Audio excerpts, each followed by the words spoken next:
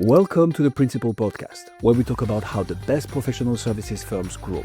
Whether you're looking to scale your firm or learn from the stories of founders and leaders who've done it, you're in the right place. Join us as we interview the best leaders in professional services. Let's get on with the show. Good afternoon, everyone. Today we have the fortune to speak to Tim Attinger, who is the co-founder and president of a company called OvationCXM. Very interesting business model. I think you're going to be fascinated about Tim's journey, how he got here, and what they specialize in. From what I've reviewed, they really focus in on the customer experience management platform and how to really enhance that and improve it for people. So let's hear it from Tim, the reason why his company is maybe where you should go to. So let's take a look, Tim. First and foremost, I try and find out, how did you get into this business and why did you choose to have this platform for you to work at? Yeah, well, I wish I could tell you it was on purpose, but I kind of backed into, my career's been a random walk. The only common thread is me, really. There you go. So I sort of backed into financial technology from a consulting firm role where I was helping clients with strategy. And one of those clients was a fintech that hired me in to help them with sort of their strategy. And I talked my way into that firm, basically because I have a literature degree. So I wasn't what you'd call the most highly qualified candidate for a strategy consulting firm, but I managed to get in. And, 25 plus years later, I've spent most of my career in payments and financial technology. So places like First Data, Visa, Blackhawk, and a mobile banking company in the UK called Monitise. And then we started OvationCXM about 10 years ago. And the interesting thing, all of those companies, I sort of had responsibility for setting direction, building new products, and then getting those delivered into the market and helping clients adopt them. And increasingly, almost every single enterprise that we did business with across all of those companies was fragmented on the inside. You had silos of teams and systems and organization that didn't really, sort of communicate across the board. And so, that led to the desire to co-found OvationCXM with my co-founder, Chip Kahn, basically to say, hey, somebody needs to solve this internal fragmentation at enterprises. Let's build a platform that does that. Okay. And the design is to improve the customer experience, I guess, for their client. Is that correct? That's exactly right. That's exactly right. So when you guys got into this, that was the first problem. You saw the fragmentation, and you're right. In corporations, there's constant silos, everyone doing their own thing, not working together, and you go, wonder why there's problems. It's not really hard to sit and look at it and see it. I've done that for my whole career, looking at companies and trying to improve them. So when you think about what are the major problems you see besides the fragmentation in the companies that work with you, and why is that important for you to help solve that? Well, I think, in addition to the organizational fragmentation, a lot of operations teams, and enterprise servicing teams, that help clients go live with products and then keep them going on those products. All of them have a CRM, but none of them really have the platform or, software capabilities that allow them to actually do the job of helping a customer along a path. And they're using, emails, spreadsheets, and still doing Excel. Exactly. And Microsoft, long live. And, what we call the swivel chair, which is, you've got one person trying to help a client with something and they're logging into and out of 5 or 6 different screens because there are 5 or 6 different systems that they need to get across in order to help that client achieve a goal, right? So what our platform does in a simple term is it's an orchestration layer that sits on top of all of those systems and replaces that swivel chair. So we bring all of those systems and teams and processes into one interface, right? And we build out a journey for, purpose-built journey to help a client, say, go live with a product. And then essentially everybody on the platform can see where the client is at any given point, and the client can see where they are at any given point. It's like, it's almost like the pizza tracker, right? Or, when you get a food order, right? It's like the Domino's process. And there's a good payoff from coordinating all of that and orchestrating it well for clients. You get over half the steps that used to be manual are now automated. You Right. get through those journeys a lot faster, 26 to 30% cost reduction, right? Because you're taking friction That's out of the huge. system. Yeah. And as a result, you get attrition reduction, 20 plus percent attrition reduction and 10 to 20% revenue growth and accelerated revenue realization, right? Because what used to take me 6 weeks or 12 weeks to get a client live can now be done in 2, right? So Yeah. it's a really big business benefit. And That's the huge. interesting, yeah, it is. And the interesting thing we're starting to see now is, that the customer whose experience we're managing, increasingly that's going to be an AI agent coming to the platform on behalf of a customer, right? So you think about basically, the clients of these enterprise organizations that we serve, they are adopting AI to automate things internally for themselves. And when that automation needs to come get something from, a company that we're helping, they need to be able to respond to that agent, recognize it, and give that agent the information it needs.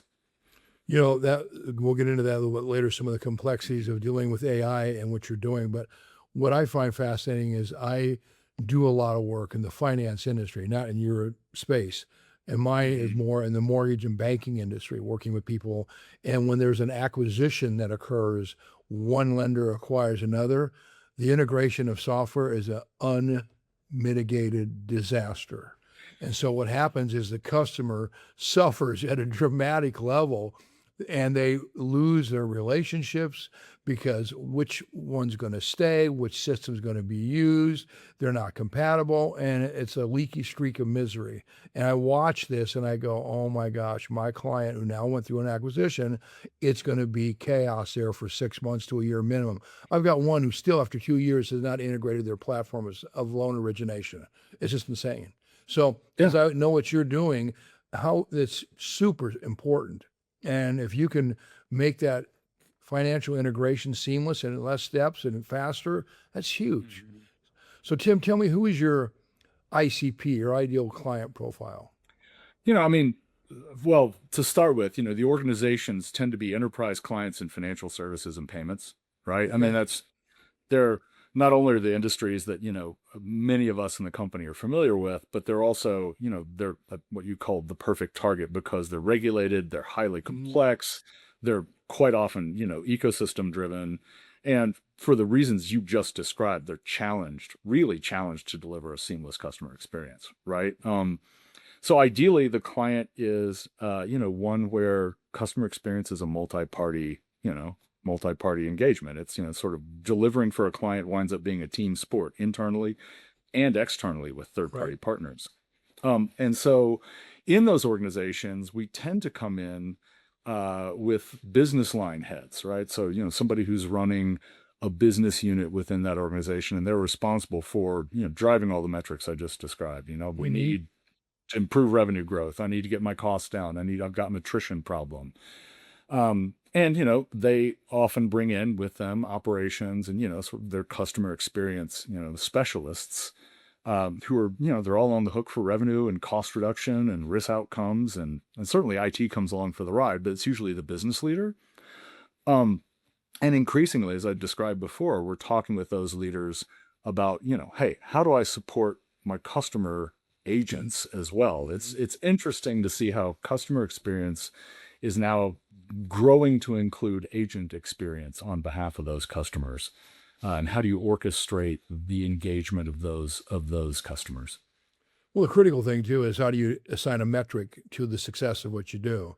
I mean, you can measure revenue growth, you can measure attrition, not losing people or keeping people, and you can measure cost reduction. Those are all measurable items. But the customer experience, it's intangible. And so you've got something you've got to really try and understand. How does the customer really experience the quality of what we're bringing to the table? So when you go ahead and try and I'm just curious out of my own, and hopefully I think the audience will be too, out of a question that they would ask. When you guys go in, you've got multiple layers of people in these bigger companies that you've got a decision influencer here, a decision influencer here, a decision maker of this business unit here, but they all report to 4 other business units, and they all got to be somewhat, is it a committee type process for what you do? Or do you go to one stakeholder and they say down, hey, we're doing this? It's interesting. I think in enterprises, decisions are definitely a team sport, right? From an internal standpoint, we always do have a champion, but it's important for us in those engagements to bring everyone along, right? To make sure everyone in the room, whether they are officially a decision maker or not, they need to be on board with the solution, because what we do to solve fragmented customer experiences is we build, these purpose-built journeys that touch operations, IT, risk, everybody inside these organizations. So it's important for them to see how the platform improves their lives, Right. and not just the metrics that the business owner is responsible for. And one of the ways that we do that is we show the client how this will work, right? So we don't just sort of have a theoretical conversation. We go in and say, "Look, give us your most intractable problem." And it's usually a really complicated product that's hard to get people live on. And it involves a lot of steps and a lot of different teams, and quite often a couple of external partners. We say, okay, great. Let's go through just how broken that is today. And then we're going to show you step by step how the application of our platform improves this.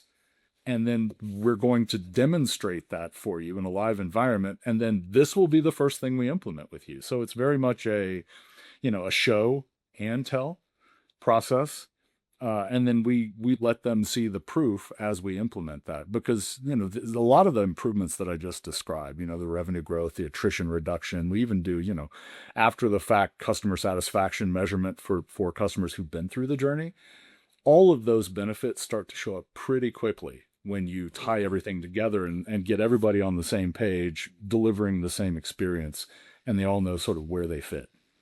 Let's talk about that for a second, because with what you're doing, I have been in corporate life for 50 years of my life. So when I started selling, I was 22. I was at Xerox Corporation, hired as a rep, best developmental process you could ever have. I was there for 7 years, and I was a national trainer for 2 years in Leesburg, Virginia, training sales management, and customer service. Then I left and got into the mortgage industry, and I had another journey altogether, which is very fascinating. But regardless of that, the thing that's important is that I, in corporate life at Xerox, had to go through multiple layers to get major decisions made on a change of all their equipment and everything else. And you have to come in and sell. And again, we talked about multiple layers and multiple stakeholders involved. What's the time frame it takes from the point of contact, someone expresses an interest to work with you, to when you see the fruition of a contract to do that initial stage you just talked about? It can be anywhere, again, with enterprise relationships, and I'm sure you've seen this your entire career. It can be anywhere from, 3 to 6 months, sometimes longer, right? But the interesting thing that comes from the other side of that, particularly in again, financial services, and primarily, we spend a lot of time in commercial banks. Okay. Once you demonstrate value and you have the contract and you're inside the walls and an approved, I've been certified, I've been through your risk management processes, I've been through compliance, I am, a valid provider to you inside the walls. As soon as you've proven value, everyone else wants to be on that platform, which, is a really great growth curve for us. So the initial relationship takes a while. Once we've demonstrated value, and we've landed that initial business line, from there, it tends to be, hey, I'd like some of that too. Hey, can I use that over here? Can you help me solve this challenge with taking my products live, or, or servicing my clients in this particular area?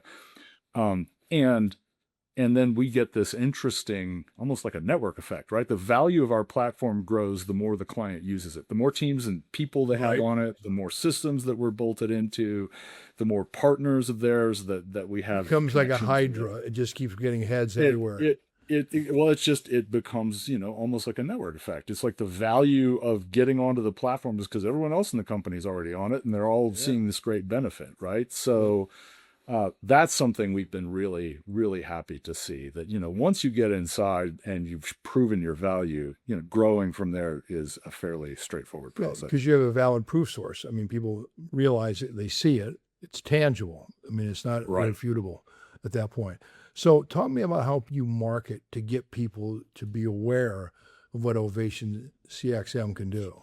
How do you market Well, yourself? I mean, obviously we do stuff like this, right? Podcasts are great, Right. speaking engagements. We speak Okay. at conferences, we speak on Okay. panels, we do original content on, sites like LinkedIn and LinkedIn. social media.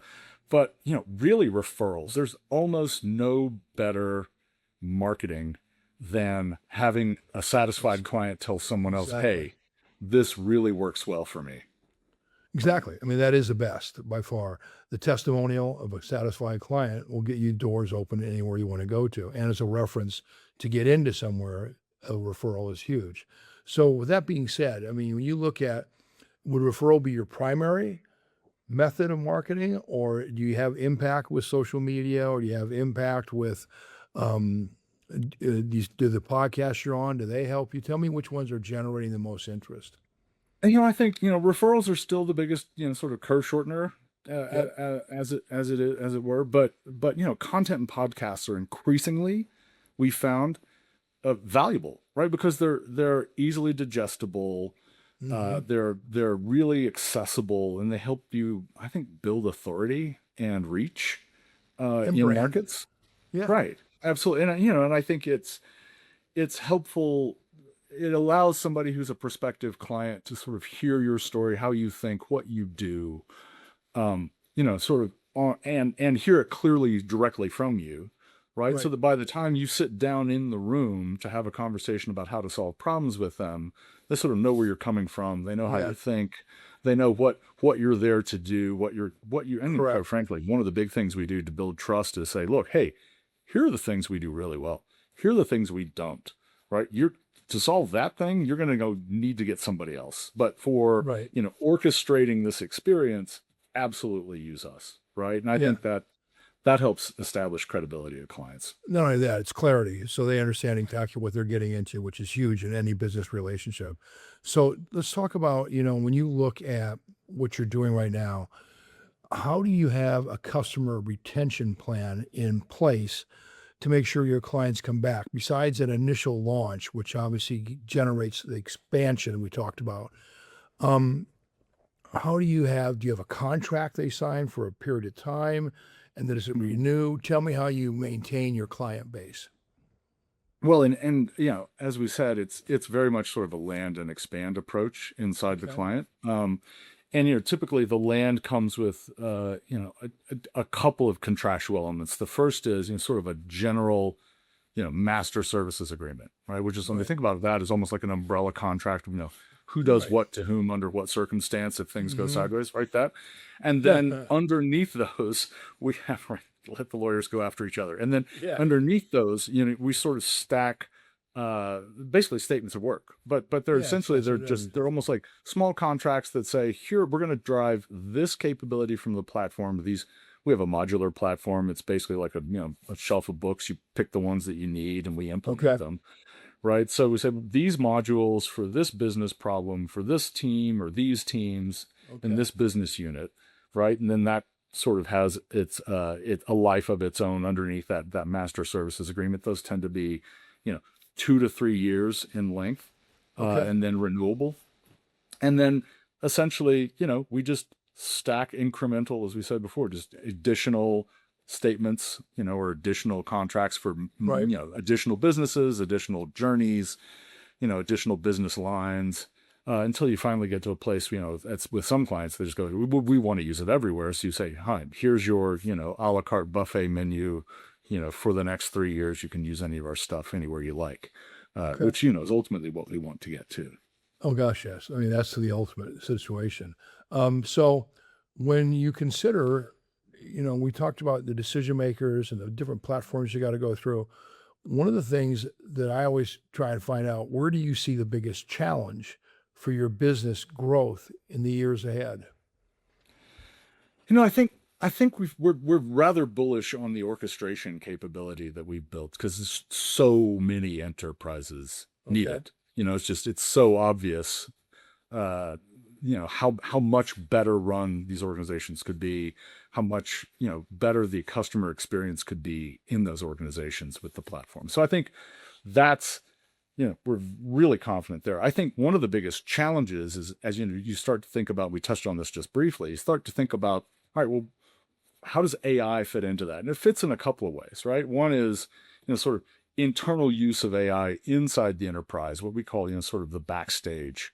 If you think about backstage being what I'm doing internally, and, on stage is what the customer sees, sort of the backstage AI capability, you've got to be judicious about where you put that to work, and make sure that it's driving real value internally. But, I can tell you certainly AI capabilities in the marketplace are moving a lot faster than regulated industries like banking can adopt them, right? So they're a there's nightmare to deal with. yeah, there's a lot of noise in the market right now around internal use. That said, we have clients using our platform with that sort of automation and AI capability internally. I think the bigger challenge for the future, the near future, is more of a governance question, which is, what do I do when my customers start showing up as AI agents instead of as a human, right? How do I recognize it? How do I authenticate them, right? How do I have rules around what they can and can't do? It's like it's a new user. It's like I've got to have a know my agent or know your agent process, just like you have know your customer, because customer experiences we see increasingly becoming agent experience, right? And I think we've built a capability, it's called the agentic transaction control layer, which essentially just helps, our clients register and manage and govern and oversee the use of their platform by client agents, right? So, I'm a CFO at a major corporation, and I've got an automated process internally, and I've got an AI agent helping me do my financial close on a monthly basis. Well, that process requires getting information out of my bank.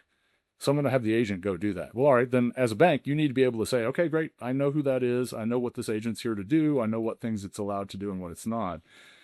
And then, for us, it's taking that capability that we provide to our clients to sort of manage those agents and saying, well, let's make sure you're always tying it back to what your core focus is so that it's actually deriving value, not just for the client, but also for us as a business, right? So that means, taking that agent and saying, okay, great. Now here's the orchestrated experience, for that agent, the same way that we've been doing, orchestrated experiences for customers. Correct. And how are you finding that adaptation? Is it working, or is it still the beginning stages of it, seeing if it's going to come into play? It is early days, but we've done some research in the marketplace that would indicate to us the overwhelming majority of financial officers at corporations and mid-market clients of banks on the commercial banking side expect to be able to use agents to interact with their bank. And not only that, but, nearly 3/4 of them said, I'd even pay for that benefit because I get so much benefit internally from the automation that I'm doing, Right. that, if I have to step out of an automated process as a CFO at a corporation and then send a human to go get information from the bank to feed into that automated process, I've defeated the purpose of building it, right? So Correct. I want my bank to be able to manage that, and I'm willing to pay for it.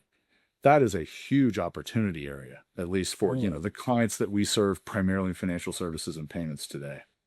That's what I was going to ask. My last question to you, really, because we've had a great 25 minutes, is blown by, but I wanted to ask you this question. Tell me where your biggest opportunities you see for your company in the years ahead. Yeah, I think it's that. I think it is, continuing to orchestrate delivery for major enterprises that are internally fragmented and dependent on external partners. I mean, that the complexity in enterprise is not going away. So we see massive opportunity in orchestrating experiences across that, and basically, for lack of a better term, abstracting away that complexity so that the customer doesn't see it or feel it, and doing that for the customer's agent as well, we think is, a really big opportunity. I mean, I think an orchestration platform like ours is just, it's a natural bridge for the transition from customer experience to agent experience, right? Because we're already coordinating all the systems and the people and the partners and the teams.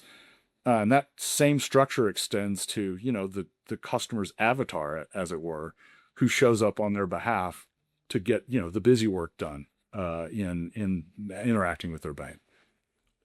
When I think about what you're doing, is it just you and your partner who are the ones who are selling this, or do you have a group that you have that are salespeople for you or is it just you guys and you're setting it up because you know how to set it up? No, we've got a full, we're over 150, I think, people at this point, and across the U.S. and a little bit in Canada and Europe, but primarily U.S. focused. And we have, a fairly small go-to-market team, but highly effective, with really good relationships in the enterprise spaces that we're selling into. But we tend to be solution sales, right? It is very much relationship-based, referral-based, very targeted outreach, people that have known us and we've known them for a long time, adopting this capability to help solve problems, sort of inside their organization. So it's a fairly straightforward enterprise sales function. It's not a tricky one. It's straightforward, and I get what's right point. And I think one thing I love about your conversation skills, I can tell you're a literature major. You articulate your thoughts very effectively. You do. It's nice to know it's it's well done, man. I mean, I appreciate that more than anything else because I have to speak for a living. I do seminars all over the world and do things, and I appreciate someone who understands the spoken word based on knowing how it was written. So the written word leads to good articulation, and that's well done on your part, by the way. That's nice to hear. Thank you very much. It's good to know that that degree is going to some use. It's got a lot of use and a good benefit, my man. So let's go ahead, Tim. Tell me, how can people reach you or if they want more information on Ovation? But we've got a website that has everything there. It's OvationCXM.com, or reach out to me on LinkedIn. I'm sure you'll have my name spelled associated with this podcast, and yep, we're happy to have a conversation. If you've got a big, hairy, intractable problem that's highly fragmented, give us a call. we can help. There you go. Well, I hope everyone's enjoyed the conversation and have a better clarity of what Tim and Ovation does. Tim, I thank you for your time this afternoon and really appreciate all your input. Thank you. Thank you so much, Dennis. You're welcome. Thanks for joining us on this episode of the Principal Podcast. We hope you've learned valuable lessons and strategies to grow your firm and take your business to the next level. Make sure to subscribe and leave us a review wherever you're listening to this show so you never miss an episode. To apply and be a guest on the show, click the link in the description. See you next time.